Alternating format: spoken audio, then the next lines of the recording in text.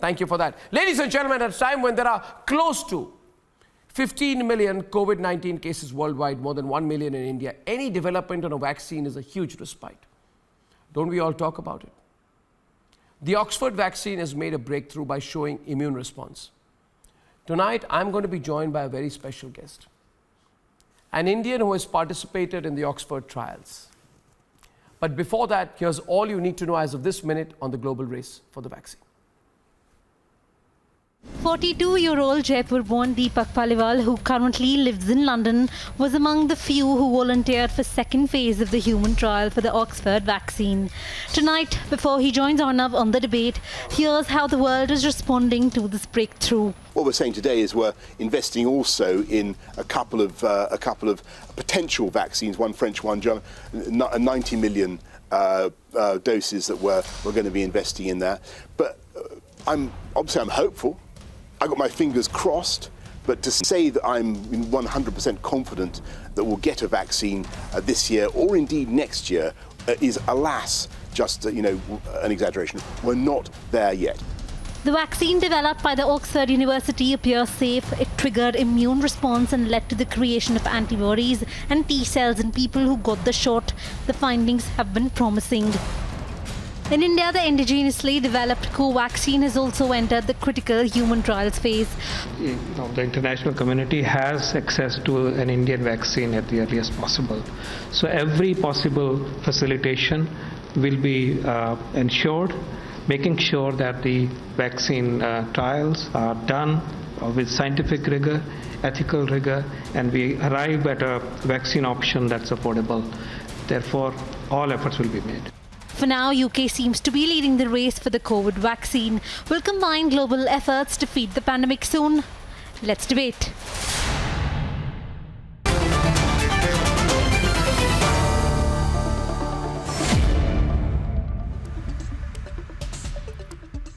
Okay, viewers, Deepak Paliwal. Deepak, hi. That's Deepak Paliwal, viewers. Deepak is from Jaipur. We met some time back, and he sent me a message this morning.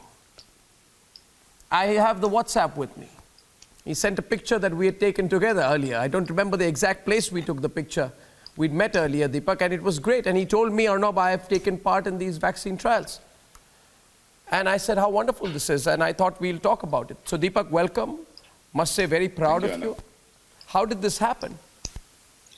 Arnab, it started somewhere in April, starting when, everything was negative. And suddenly one of my friends just messaged that there's a trial starting from Oxford University. Will you like to take part in that? I said, why not? Because, something which can help. And this was for healthy volunteers. So they called me for screening. And during the screening, they found me and my body quite good. And they said, will you like to come for a jab? And I said, okay. Now this was hitting me that finally I will get a jab. And on 11th of May, I just went to St. George Hospital and got the jab in the arm. This is St. John's Hospital in London. St. George Hospital in London. St. George Hospital in London. And you went and got, a jab, which is the colloquial for the injection. Right, intramuscular. Intramuscular, okay. First of all, more at a personal level, were you afraid? What about family and, you're going through a human trial? I was not afraid, but little bit concerned because I've not told the family by that time back in Jaipur. And, my wife being a pharmacist, she was aware and me also into pharma profession. We were aware that there are risks into clinical trials, and this was phase 2. So we were a little concerned that if something goes wrong, then, it'll be just how to reach Jaipur or how the parents reach me back.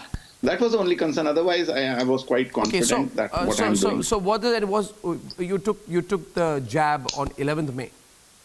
Yes. What happened after that? Did you feel any adverse reaction, any chill, muscle ache, pain, headaches, anything? After the jab, I was under observation for 3 hours. So if there's a reaction, suddenly it'll be noticed. And after 3 hours, I came back home, started living the life the way I was living. They gave us an e-diary to fill in. So we were supposed to fill in response or feedback every day, which had all the parameters to be reported. And everything's okay after that? Yes, perfectly. I'm fine. there's no side effect. Yeah, there was a little bit pain, but that is because of Lucky you, that can be because you're of probably any vaccine. immunized. What we're all waiting for. You're probably. Yes, possible. Yes, for sure. I think the reports which was released yesterday, the results are very good. Wow. It's developing antibodies. Wow. I think for all of us waiting for a vaccine, we want to say thank you to people like you. Thank you to you, Deepak, because this is what it takes to make it happen, right? It's not only in the lab. Of course, people need to take part in clinical trials, and I think these universities, big universities, and the pharma companies, they'll not risk with your safety. Yes, there are side effects in any clinical trial, but then somebody needs to do it. Yeah. Well, you stay on, Deepak. Don't go anywhere, Sure. because I am taking the discussion forward with Dr. Isaac Bogoch. I hope I've got the pronunciation right. Dr. Isaac is joining us from Toronto. He's an infectious disease expert. We have our very own Dr. Sanjeev Bagai.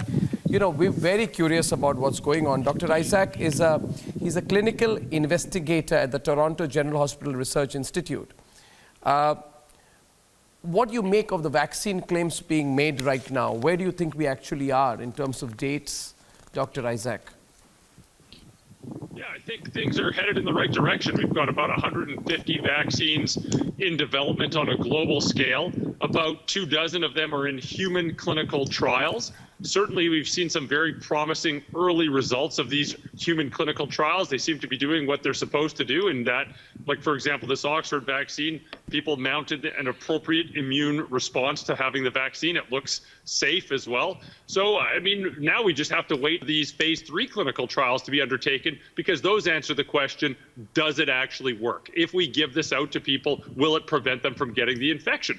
So it's time for the phase 3 clinical trials for this. Apparently, we'll have the results of that sometime in late August or early September. Yeah. And of course, if that doesn't work out, okay, there's 149 others that are in the pipeline as well. And I think we also have to remember that the vast majority of these will not work out. We'll probably have, a handful that are successful, and that will be important, but not all of these are going to pan out. From Moscow, I'm joined by Professor Dr. Konstantin Severinov. I hope I've got the pronunciation right. I'm sorry if I haven't. Dr. Konstantin, Professor, what are you making of the Oxford trials? And there are reports quoting Russian officials claiming that Russia's first vaccine against COVID is ready, although it is in phase 2 of testing with a larger group. What's the reality on that? How far are we from the Russian perspective of a vaccine hitting the market? Well, in Russia, there's about, I think officially there's 27 vaccine candidates in the development, but the most advanced are 2. Both are made by government entities. One is in Novosibirsk. It's called the Vector Research Center, which is a long-standing center which has been specializing in virology since the Soviet times. And another one is made in Moscow. It's the Institute of Gamaleyev, which is Academy Institute or Ministry of Health Institute. Both are adenoviral vaccines. They seem to be competing with each other, even though they are probably very, very similar. And both of them have just undergone trials with volunteers, which appear to have been drafted from the military or from the personnel which was working in those institutes themselves. So these were apparently healthy volunteers. So these trials were declared successful as of today, and apparently the reports are that there was no adverse effects, and there was also apparently immunity, which was mounted by all of the volunteers, except that we do not know if this is, of course, something which would prevent them from developing the disease. So now they're going to be moving to trials of phase 3, even though the official declaration is that the vaccine is ready. But that's more or less wishful thinking. Yeah. Please do stay on. Dr. Bagai, we are hearing of phase 2, phase 3. The question on our minds is, how long is the gap between phase 2 and phase 3? And which are the earliest to complete phase 3? What is the timeline we are looking at? And between phase 3 and mass production.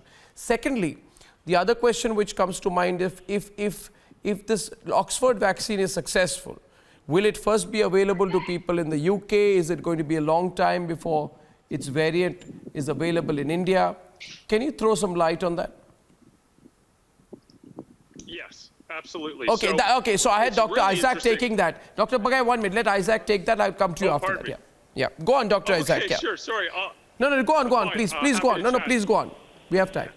Absolutely. So this is fascinating in that many countries around the world are preparing for a vaccine that doesn't yet exist. So many countries around the world are stockpiling syringes and alcohol swabs to deliver a vaccine that we don't even know is approved yet. In addition, there are multiple vaccines that are in development, but many countries some of these companies are mass producing these vaccines because if it does show to be effective, the lag time between demonstrating effectiveness and administering them to huge populations will be as short as possible. In the United States, they're calling this Operation Warp Speed, but we see many other countries preparing this as well. And this is a very smart approach. I mean, you've got all the tools in place to mass deliver a vaccine that doesn't yet exist. So when it does exist, they can vaccinate a huge swath of their population. Smart move. How much time you think, Dr. Isaac? 0, theoretically. No, but phase 3, for example, let's look at the Oxford vaccine. Let's pin our hopes on it. If the Oxford vaccine, which is sort of leading the race right now, is successful, how long before the trial in which our friend Deepak Paliwal, who's the vaccine volunteer from London, took part, how long before that vaccine is ready to hit the market? Yeah, I think if it is shown to be successful in the phase 3 clinical trials, you can be sure that at the country level and also at the World Health Organization, they will be poring over this data in real time to say, hey, is this really effective? Yes or no? Is this safe? Yes or no? And I think we're going to see some very short decision making happen in that people are likely, I think the relevant stakeholders are already being included and involved early on, so that the decision to say this is successful and this will be implemented nationally or globally will be instantaneous. I think this will be a very short decision. I don't think this is something people are going to ponder over for long periods of time. It looks like most of the companies that are developing the vaccines have really engaged all the relevant Dr. stakeholders from early on.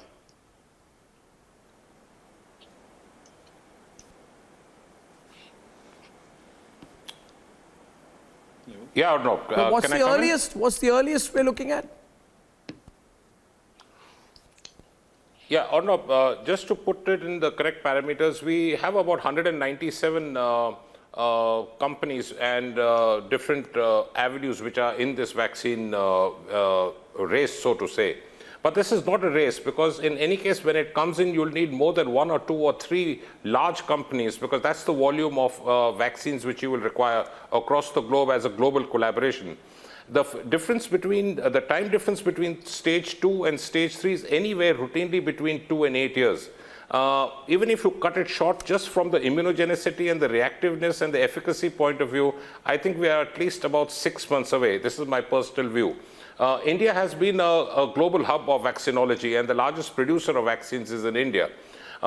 When you come, even after the proven results, it's a data analysis, is to make sure that the safety, the allergies, the 3 important points once you come in after completing phase 3, especially in a country like India or Norway, and this is extremely important for us to understand, is that we have to get our supply chains ready, the manufacturing, the distribution. We must have, and I suggest this to the government, we must have what we call as a COVID card, especially in a country like India, because there will be 2 injections given to approximately 200 crores. That's 100 crores and 100 crores, considering 75% of Indian population should get it for mass immunity, as herd immunity. We must have a COVID card, and we can link it with the Aadhaar card so that we can keep a data analysis and a record of who's being immunized. I think the strategy is already in place, because the amount of vaccines which are given to children are huge.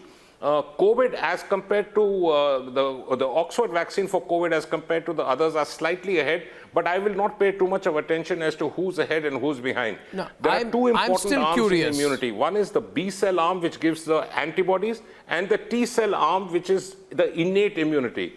So I'll just complete it with 1 sentence in the end, or not just 20 seconds, is that the Oxford has done a very smart thing, is they have used what we call as the old Trojan theory. So they've used the adenovector base to push and carry the protein into the human body in a quicker time.